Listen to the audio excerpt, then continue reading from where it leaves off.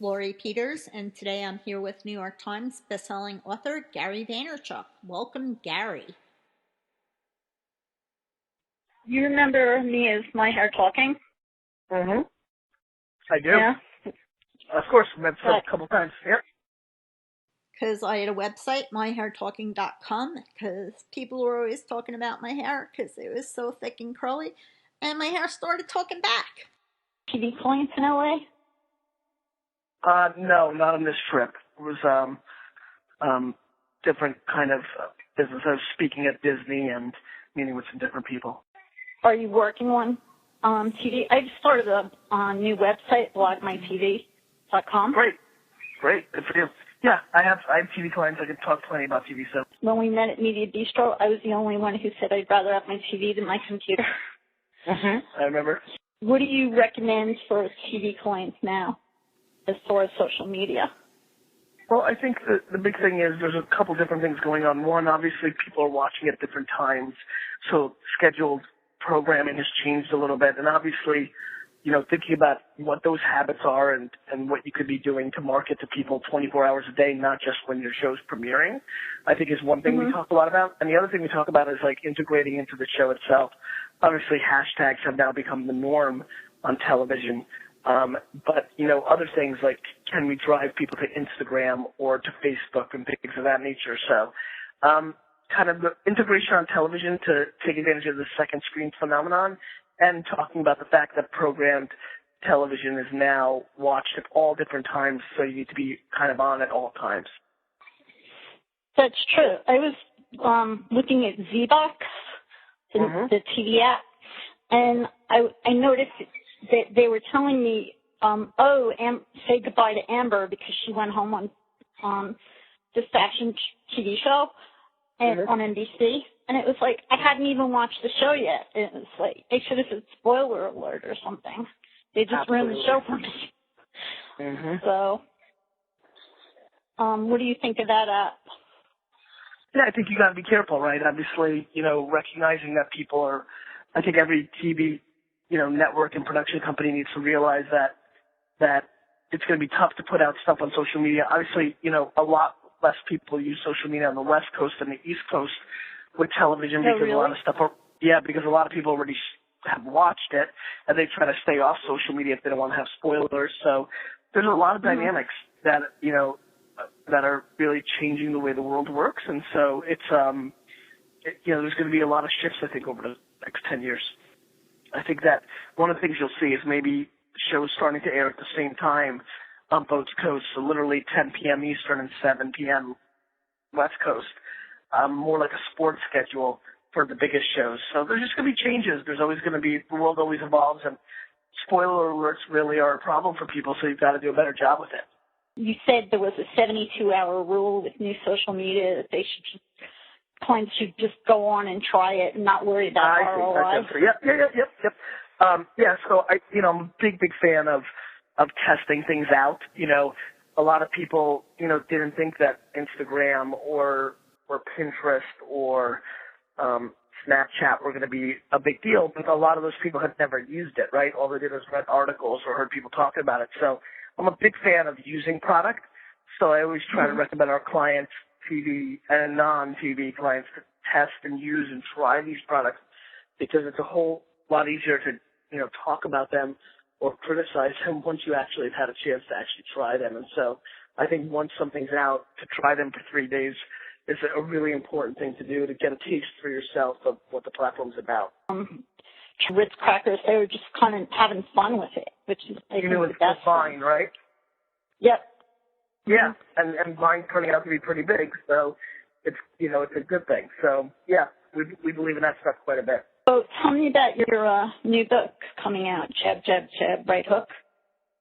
So my big thing is figuring out how to storytell on social media. So the new book really talks about how you create micro content, how the content needs to be native to the platform. And so I talk about my thesis of how to storytell in a mobile, noisy world. And I really think about breaking down lots of pieces of content throughout the book on what's good, what's bad, what's good content, what's not. And so it's more of a How do you show that? So I do it by picture, and then I speak over the status updates. So there's thousands of status updates from Facebook, Pinterest, Tumblr, Instagram that I go through. Right.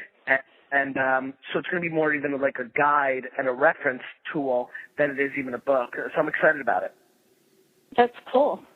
Yeah. I wanted it to be a little more evergreen, meaning like you could use it for a year or two and go back to it and so I want to make it a utility as much as I want to make it entertaining. So I'm excited about it. So it's going to obviously written. There will be an audio, and I am thinking about, and I haven't come up with it yet, but I have a lot of energy to come up with some sort of video product for it. I just haven't gotten all the way there yet with my publisher. Yeah, because I know on iBooks, and I was looking at writing on there, and you can do anything. Yep, you really can. I wrote a book on how to start a subscription box company. Nice. Yeah. And, did you interview any of the founders of any of the box companies, or you just kind of talked about it yourself? Well, I had done it for a while myself, and I had interviewed a few of them. I interviewed Clutch Club founder, Jules, and I actually referred to Birchbox a lot.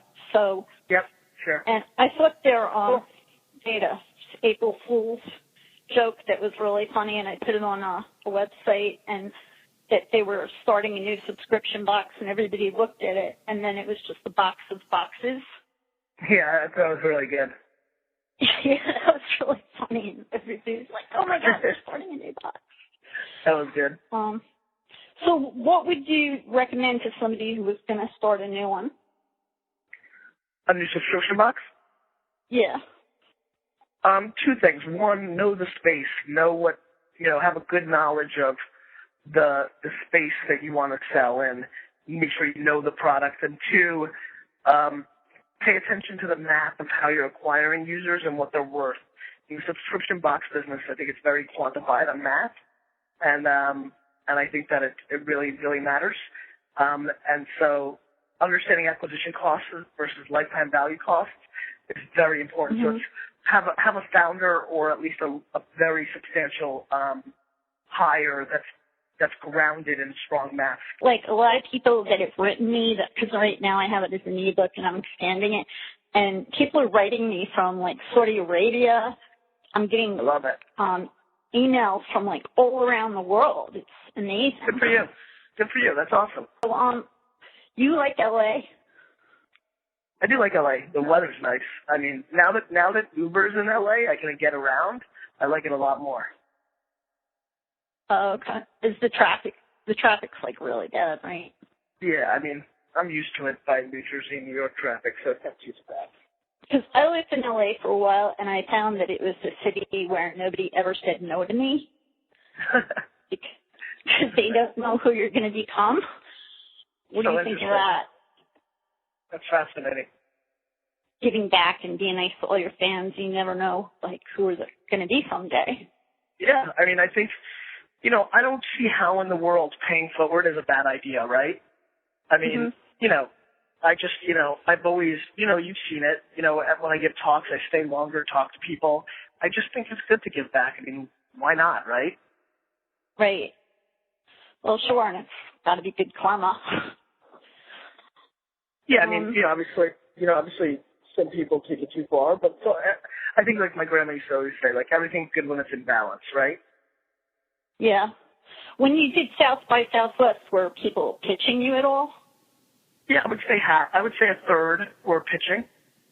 Really? And that comes with territory. I would have been fine if all of them were. I know what I was signing up for, and I knew that would be possible, and so I'm okay with that. Just kind of comes with the territory.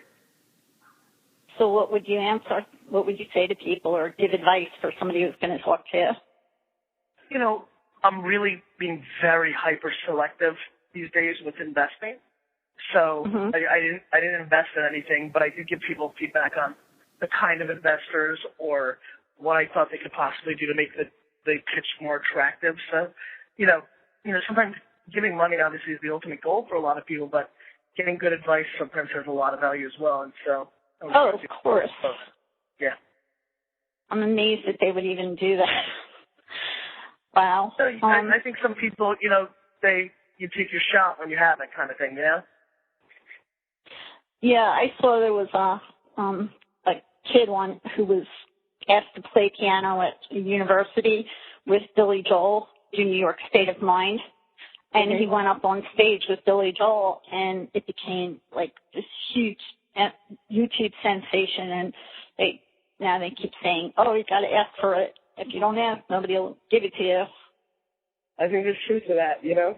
And then there's a mix. You got to be respectful too. You just got to have good intuition of when's a good time to ask versus when's not, you know. Right. I've been taking some classes in marketing, and one of my teachers said that there's 1 trillion words on the internet now. There's what? So 1 trillion words. Oh, words. Jeez Louise. Okay. Yeah. So how do you break through all the clutter? I think it comes down to talent, you know. I mean, if you find the right subject and you're good enough, you'll break through. It's like breaking through in, you know, there's only 300 basketball players, right? Or, you know, only 10 Academy Award winners. I mean, it just comes down to skill. So I think finding the right thing for you and then having enough talent to see it through and putting in the work, it's a blend of those kind of things. So I would say